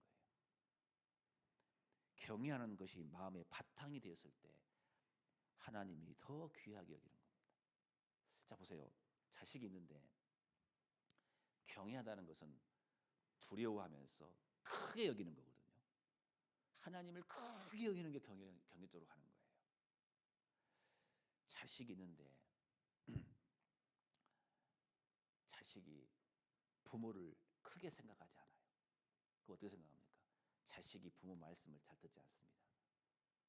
자식이 부모를 크게 생각하면요, 부모의 말씀을 잘 듣는다고요. 학생이 선생님을 크게 생각하면은 선생님의 말씀을 잘 받아들인다고요. 신입사원이 그 회사 사장을 크게 생각하면은 어때요? 그 사장의 그 방침에 잘 따라간다고요. 백성이 임금을 크게 생각했을 때 뭡니까? 임금의 말을 잘 들을 수 있다고요. 근데 무시해버린 거예요. 부모를 무시해버린 거예요. 사장을 무시해버린 거예요. 학교 선생님을 무시해버린 거예요. 그럼 따라갈 수 없어요. 우리는 하나님의 말씀, 즉 하나님을 크게 생각해야 되는 거예요. 보통 분이 아니고 우리 하나님은요. 하나님을 크게 생각한 사람들은 하나님을 무시하지 못할 겁니다. 하나님의 말씀을 그 무엇보다도 가장 높게 놔둔 사람들은 그 말씀을 절대 무시하지 않을 겁니다. 그게 경외인 거예요. 하나님을 하나님의 자리에 올려놓으셔야 돼요. 하나님을 그냥 한낱 그냥 인간 선생으로 취급한다면은 그건 하나님을 경외하는 게 아닐 겁니다. 세상에 그 어떤 것보다도 하나님의 말씀을 가장 높은 곳에 내 마음에 두고 사셔야 됩니다. 그게 하나님을 경외하는 겁니다. 그래야 그 말씀에 순종할 수가 있을 겁니다. 베드로전서 3장을 봐보겠습니다. 베드로전서 3장 1절입니다. 베드로전서 3장 1절입니다. 3장 1절 아내된 자들아 이와 같이 자기 남편에게 순복하라. 이는 혹 도를 순종치 않는 자라도 말로 말미암지 않고 그 아내의 행위로 말미암아 구원을 얻게 하려 함이니 너희의 두려워하며 정결한 행위를 봄이라. 너희의 두려워하며 정결한 행위를 본다겠어요. 아내들에게 한 말씀인데 너희의 두려워하며 정결한 행위를 본다겠어요. 그러니까 뭘 두려워합니까? 하나님을 두려워하잖아요. 하나님을 경외하는 모습을 본다니까요. 남편들이 그걸 봐요. 내 아내가 하나님을 경외하는지 아닌지. 정결한 행위를 봄이라 그랬어요. 그래서 저도 잠언 31장 보고 결혼했잖아요. 31장 뭡니까? 고운 것도 거짓되고 아름다운 것 헛되나 오직 여호와를 경외하는 여자가 뭐라고요? 칭찬을 받으리라. 선 볼 때 보니까는 외적인 거 보지 말고 여호와를 경외한 여자면 최고인 거예요. 그것이. 안 그렇습니까? 내 남편이, 내 아내가 여호와를 경외한 쪽으로, 내 자식이 여호와를 두려워하는 쪽으로 간다면은 그건 최고인 거예요. 하나님을 하나님 자리에 놔두고 신앙생활을 한다는 거거든요. 하나님 말씀을 구원 무엇보다도 가장 높은 곳에 놔두고 신앙생활을 한다는 거거든요. 그러면 됐죠. 그러면은 신앙이 성장적으로 갈 수밖에 없고, 그런 사람이 많을수록, 하나님의 말씀을, 하나님을 두려워하는 사람이 많을수록 교회는 수가 많아질 겁니다. 그잖아요. 그래서 평안하여 든든히 성하고 여호와를 경외하며 그랬어요. 그런 쪽으로 가면은 교회는 성장적으로 가게 되어 있는 겁니다. 틀림없이. 그리고 이제 마지막으로 다시 사도행전 9장 31절. 그리하여 온 유대와 갈릴리와 사마리아 교회가 평안하여 든든히 서가고 주를 경외함과 그다음에 성령의 위로로 진행하여 수가 더 많아지니라. 세 번째로 성령의 위로로 진행하여 수가 많아진다 했어요. 성령께서 주신, 우리 가운데 계시는 성령께서 교회로 말미암아 우리에게 주신 위로가 넘쳤을 때 교회 수는 더 많아집니다. 그래서 위로가 중요한 겁니다. 오늘 여러분들 교회 왜 나오셨습니까? 하나님 말씀으로 교훈받기도 하지만 하나님 말씀으로 위로받기 위해서 나오신 분도 계실 겁니다. 성령의 위로로 진행한다 했어요. 그 말씀은 성령의 위로 가운데서 행한다 그 말입니다. 성령의 위로는 사람이 주는 위로가 다릅니다. 성령의 위로는 하나님이 주신 위로이기 때문에 사람이 주신 것과 달라요. 그래서 고린도후서 1장 3절에 그런 말씀 있잖아요. 찬송하리로다. 고린도후서는 고난에 관한 이야기거든요. 고난을 이야기하는데 먼저 찬송부터 먼저 이야기 나와요. 찬송하리로다 그러면서 그는 우리 주 예수 그리스도 하나님이시요 자비의 하나님이시요 그다음에 뭐라 하겠습니까? 위로의 하나님이시다. 모든 위로의 하나님이라 하겠습니다. 우리 하나님께서는 공의의 하나님도 계시지만 자비의 하나님도 계시지만 모든 위로의 하나님이시라고 우리에게 말씀하십니다. 그 말씀은 무슨 뜻이겠습니까? 우리 구원받은 분들이 받는 그 모든 위로의 근원이 바로 하나님이시다 그 말입니다. 그 위로가 넘쳤을 때 수가 더 많아지는 겁니다. 우리 가운데 위로가 넘쳐야 되는 겁니다. 그래서 잘 아시는 이사야 51장에 하나님께서 말씀하시기를 가라사대 너희를 위로하는 자는 누구라고요? 나연을. 우리를 위로하신 분은 하나님이셔요. 하나님은 계속해서 우리를 위로하고 싶으셔요. 어미가 자식을 위로함 같이 내가 너희를 위로할 것인즉 이사야 66장 13절입니다. 어미가 자식을 위로한 것처럼 내가 너희를 위로하신다 했어요. 성경에 그런 말씀이 굉장히 많아요. 시편 86장 17절에도 여호와여 주는 나를 돕고 위로하심이라 그랬어요. 하나님으로부터 그 위로를 받았기 때문에 그 시를 쓸 수가 있었던 것입니다. 우리는 계속해서 하나님의 위로를 받은 사람입니다. 첫 번째, 우리는 구원받는 순간 위로를 받았습니다. 죄 사함으로 위로를 받았어요. 우리는 그렇잖아요. 얼마나 위로가 컸습니까? 구원받을 때. 나 같은 사람이 구원을 받다니. 나같이 더러운 사람이 저까지 다 주님께서 아무 조건 없이 용서해 주시다니. 그 얼마나 위로가 됐냐 그 말이에요.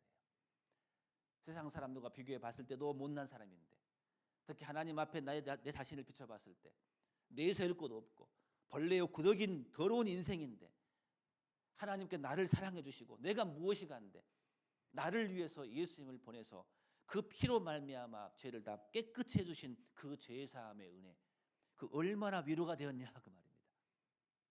그래서 성경에는 뭐라 하겠습니까? 너희 죄 없이함을 받으라 이같이 하면 뭐라 하겠습니까?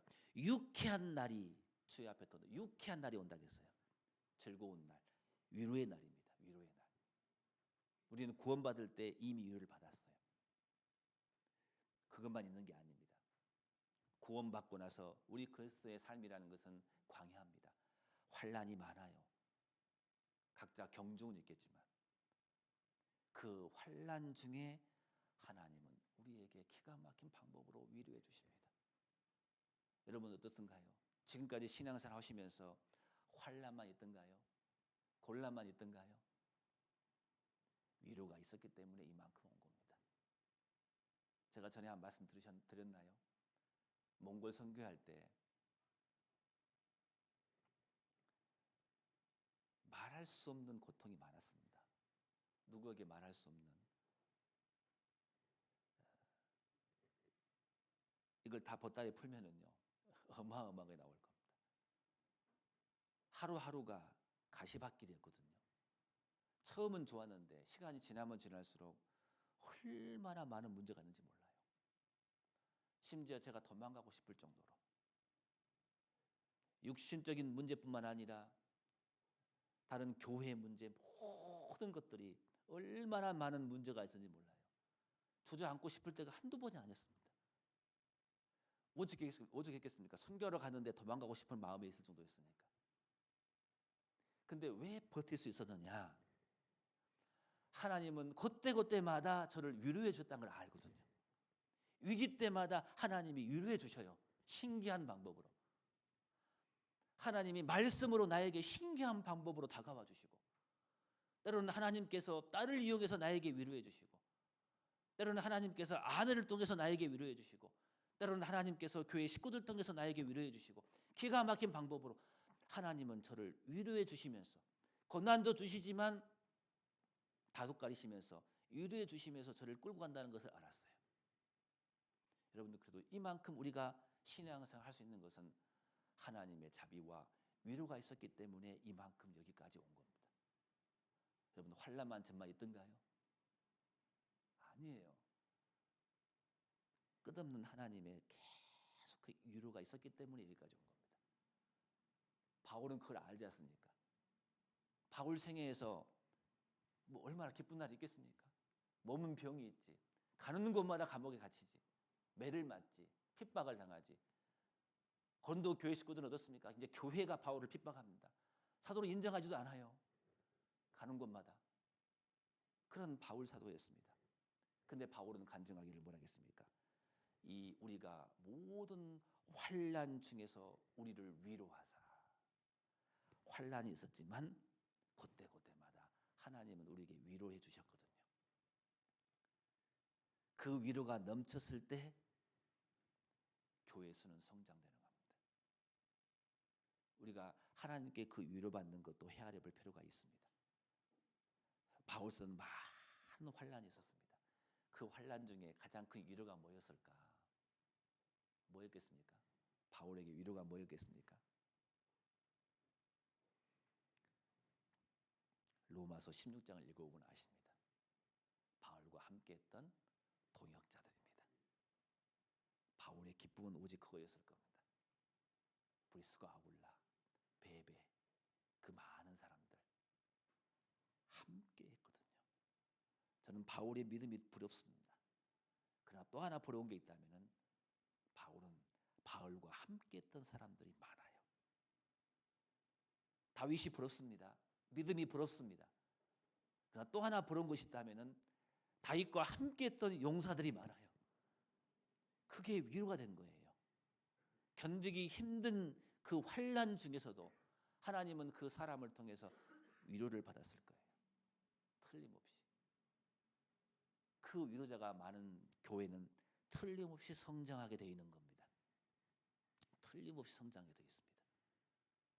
특히 바울이 고린도에 있었을 때, 고린도는 핍박이 많은 곳이잖아요. 있었을 때 주님께서 환상 가운데 바울에게 말씀했잖아요. 뭐라겠습니까? 두려워하지 말라. 두려워하지 말며 잠잠하지 말고 말하라. 걱정하지 말고 복음을 전하라. 하나님께서 오셔서 바울을 위로해 주셨어요. 가장 힘들 때. 바울이 예루살렘에서 핍박당해서 옥에 갇혔을 때 사도행전 23장 11절을 읽어보면은 그날에도 주님이 오셨어요. 그날 밤에 주께서 바울 곁에 서서 이르되 뭐라겠습니까? 담대하라 했습니다. 바울아, 담대하라. 그날 밤에 주께서 바울 곁에 서서 이르시되 바울아, 담대하라. 주님은 항상 우리에게 그렇게 말씀하십니다. 환난 중에도 항상 하나님은 말씀으로, 그리고 구원받은 성도를 통해서 우리에게 계속해서 위로해 주신다는 거 우리는 알 필요가 있습니다. 그 위로를 잘 경험하고 그 위로가 넘치는 곳에 수는 더 성장되게 되어 있습니다. 야곱을 봐보십시오. 에서에게 쫓겨다녔습니다. 축복을 빼앗고 도망갈 때, 가장 힘들었을 때 정든 부모님과 헤어져서 혼자 길을 걸어갑니다. 얼마나 힘들었겠습니까? 그때 하나님께서 야곱에게 나타나서 위로해 준 게 창세기 28장 15절이잖아요. 하나님께 뭐라 하겠습니까? 내가 너와 함께 있어 네가 어디로 가든지 너를 지키며 너를 이끌어 이 땅으로 돌아오게 하리라. 다시 돌아오게 하겠다 라고 하나님께서 약속해 주셨습니다. 그 약속의 말씀은 우리에게 똑같이 하고 계신 거잖아요. 야곱만 해당되는 말씀이 아니지 않습니까? 야곱이 가장 힘들었을 때 하나님은 말씀으로 야곱에게 위로해 주셨습니다. 틀림없이 위로해 주셨습니다. 여호수아가 떨고 있을 때, 가장 힘들었을 때, 갑자기 모세를 잃었을 때 하나님은 여호수아에게 위로해 주셨습니다. 여호수아 1장 5절에 뭐라 했습니까? 너의 평생에 너를 능히 당할 자가 없으리니 내가 모세와 함께 있었던 것처럼 너와 함께 있으리라. 얼마나 힘이 되겠습니까? 얼마나 큰 위로가 되겠습니까? 하나님은 요셉도 그랬고 욥도 그랬고 엘리야도 그랬고 다윗도 그랬고 환난 중에서 그 통과한 후에 하나님의 위로가 있었습니다. 곰곰이 생각해 보면요, 우리는 하나님의 위로 가운데 있다는 것을 틀림없이 아실 겁니다. 특히 바울은 사람을 통해서 많은 위로를 받았어요. 특히 말씀을 통해서 위로를 받았어요. 시편 119편에 내가 이 말씀은 나의 곤란 중에 위로라 그랬어요. 주의 말씀이 나를 살렸음이라 그랬어요. 그리고 바울 보면은요, 사도 보면은 특히 데살로니가 교회 식구들을 통해서 위로를 받은 거예요. 그 데살로니가 교회 식구들은 굉장히 환난이 많았거든요. 핍박이 많았거든요. 핍박과 궁핍과 환난이 많은 그 교회 식구들이 나중에 편지를 통해서 소식을 들어보니까 그들이 그 가운데서도 열심히 사는 모습을 보고 위로가 되어버린 거예요. 그 환난 중에 바울이 복음을 전하는데 그 소식을 들으니까 힘을 얻어버린 거예요. 이게 우리도 그래야 되는 겁니다. 제가 서두에 말씀드렸잖아요. 신방을 다녀보니까는 제가 좋더라니까요. 제가 거기서 위로를 받아요. 이게 어제도 한 집을 갔는데 못된 병으로 인해서 그것 때문에 구원을 받았더라고요. 그리고 가는데 삶이 평탄치가 않아요. 계속 어려운 일만 있어요. 어려운 일만 있는데도 불구하고 얼굴이 박들어하니까요. 그럼에도 불구하고 이 주님의 몸된 교회 가운데 끝까지 지금까지 붙어 계시더라니까요. 그 상황을 들어보니까 교제에 떨어질만 한데 끝까지 교회 가운데 붙어 계시더라니까요. 그 해맑은 그 모습이 저에게 얼마나 위로가 되든지 너무 감사하더라니까요. 그게 보니까. 그래서 우리 그리스도인들은 서로 그런 사람들입니다. 그런 사람들이 나를 위로주는 사람들이 넘쳤을 때 교회는 위로가 넘치기 때문에 교회는 절로 수가 많아질 수밖에 없어요. 분명히 그 사람은 성령을 통해서 하나님이 그 사람을 통해서 우리에게 위로해 주실 겁니다. 말씀으로 직접 우리에게 위로해 주시지만 하나님께서는 사람을 통해서 우리에게 가끔씩은 위로해 주신다는 것을 아셔야 됩니다. 바울은 그랬어요. 그 동역자가 위로자였습니다. 바울이 복음을 전할 때 디도가 고린도 교회 소식을 들었는데 너무 실망스러운 거예요. 디도가 그 기쁜 소식, 이제 교회가 바뀌었습니다. 고린도 교회가 이제 회개했습니다. 그 기쁜 소식을 디도가 가지고 왔어요. 그 디도를 만났는데 디도가 엄으로 바울이 위로를 받았다고 되어 있거든요. 사람을 통해서도 하나님은 우리에게 위로를 주시는 겁니다. 그래서 우리 이거 잊지 맙시다. 우리 구원받은 그리스도인들은요, 자 보세요. 우리는 경쟁자가 아닙니다. 우리는 이미 하나입니다. 그리고 우리는 서로 위로자입니다. 위로자. 우리는 경쟁자가 아닙니다. 우리는 동역자뿐만 아니라 우리는 서로 위로한 사람입니다. 내 생활로 힘든 가운데 꾹 참고 신앙생활 하면은요, 다른 사람에게 엄청난 위로를 준다는 거 아십시오. 우리는 잘 소식을 알 겁니다. 어떤 분은 암에 걸렸는데 불구하고 힘껏 복음을 전하잖아요. 있는 힘껏. 그것이 우리에게 얼마나 큰 힘이 되고 위로가 됩니까? 우리 건강한 사람들에게. 그렇잖아요. 우리는 위로자가 돼야 됩니다. 특히 말로도 마찬가지입니다. 왜 그랬어? 그게 아니라 당신은 나에게 힘을 줍니다. 다른 사람에게 위로의 말을 건네야 돼요. 우리는 서로 위로자이기 때문에. 그런 것이 넘치면은 교회는 위로가 넘치기 때문에 하나님은 그런 사람을 통해서 우리에게 위로해 주시기 때문에 그게 넘치면은 교회는 절로 수가 많아지게 되는 겁니다. 그게 사랑의 언어라 그래요. 그걸 보고. 그렇잖아요. 오늘 교회에 나오시니 너무 기분이 좋습니다. 교회에서 당신을 보니 너무 기쁩니다. 오늘 제가 아침에 엄청 위로를 받았습니다. 저희 카페에서 유난히 오늘따라 많이 모이신 것 같더라고. 모여가지고 막 커피를 보면서 막 음악은 들리죠. 소리는 잘 들리는데요. 제 사무실에서 제가 그 듣는데 얼마나 행복한지 몰라요. 아침에 제가 컨디션이 별로 안 좋았거든요. 아침 임원회 해야 하는데 제가 머리가 멍하더라고요. 컨디션이 별로 안 좋았거든요. 근데 아침에 여러분들이 앉아서 교제하는 그 모습이 저에게 얼마나 위로가 되고 마음이 포근하고 좋은지 모릅니다. 그냥 마음만 같은 코로나 많으면 가서 안아주고 싶고 막 비비고 싶은데 할 수가 없으니까 얼마나 예쁜지 그 모습들이 3, 4, 5 모여서 같이 웃으면서 교제하고 커피 먹고 하는 모습이 저에게 위로가 되더라니까요. 그래서 말씀드립니다. 여러분들은 저의 위로자입니다. 저는 그렇게 생각합니다. 주일날 교회에 오시는 모습도 위로가 돼버려요. 이게. 근데 가끔 위로가 안 될 때가 있죠. 언제요? 빈자리가 많을 때. 오늘 코로나 전국에서 너무 많은 사람이 있어가지고 오늘 많이 못 나올 줄 알았거든요. 그게 많이 나오셨네요. 보니까. 이 자체가 위로가 돼버려요. 저는요. 구역 모임 때 잘 못 나올 수 있는 형편인데 나오신 보면 위로가 돼요. 신기하게. 우리는 위로자라는 것을 잊지 맙시다. 서로 우리는 경쟁자가 아닙니다. 우리는 한 몸으로 같이 어차피 주님을 만날 사람입니다. 우리 열심히 위로하면서 힘을 주면서 수가 더 많아진 것을 내 개인의 신앙 성장뿐만 아니라 교회 수가 많아진 것을 우리 눈으로 확인해 봅시다. 다시 본문 읽겠습니다. 사도행전 9장 31절 정리하겠습니다. 그리하여 온 유대와 갈릴리와 사마리아 교회가 평안하여 든든히 서가고 주를 경외함과 성령의 위로로 진행하여 수가 더 많아지니라 됐습니다. 예, 정리하겠습니다. 평안하여 든든히 서가고 언제 든든히 서간다고요? 예, 구원이 확실했을 때, 교회에 그런 사람이 많았을 때, 교회에 확실한 복음을 전할 때, 그죠? 전도 집회가 많은 게 좋은 거예요. 그래서요. 전도 집회 때 많이 참석한 게 좋은 거예요. 그때 더 든든히 서가거든요. 그리고 그 무엇보다도 한 몸 된 교회에 함께 있을 때 든든히 서간다 했습니다. 이미 한 몸이 된 교회에 우리가 나눠지는 게 아니라 어찌하든지 하나 된 쪽으로 힘써 지킨다면은 교회는 든든히 서가고 내 신앙이 성장하고 수는 성장하게 돼 있는 겁니다. 이게 그렇잖아요. 또 하나님의 말씀이 나를 든든히 세운다 했습니다.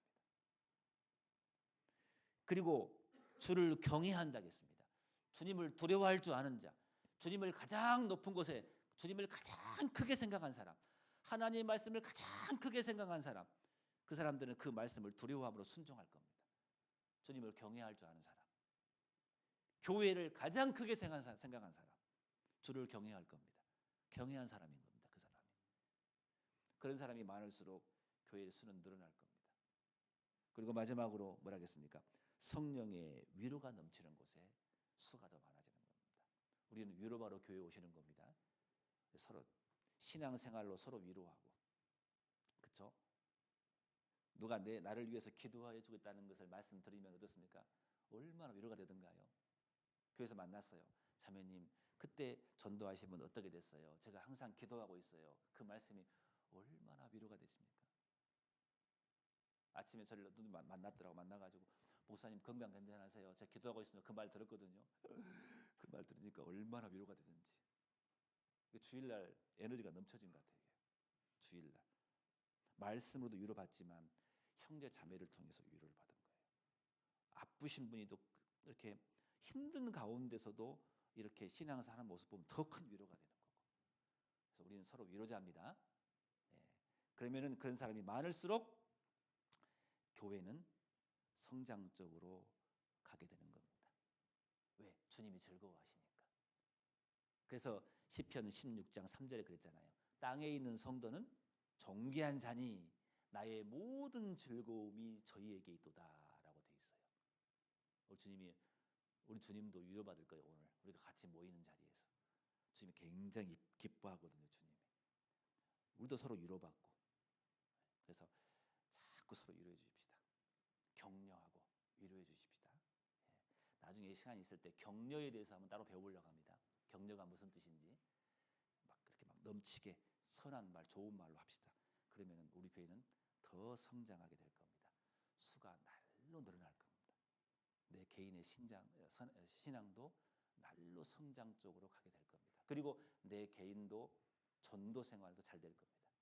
수가 늘어나기 때문에. 그렇죠? 우리 그런 교회가 되었으면 좋겠습니다.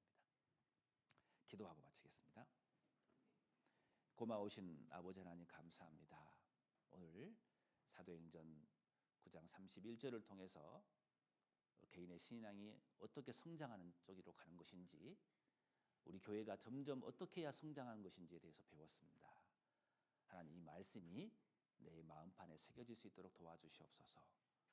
그래서 우리 교회의 이 모습이 하나님께 영광이 되게 도와주시고 기쁨이 되게 도와주셔서 우리를 통해서 날마다 수가 늘어날 수 있도록 은혜 베풀어 주시옵소서.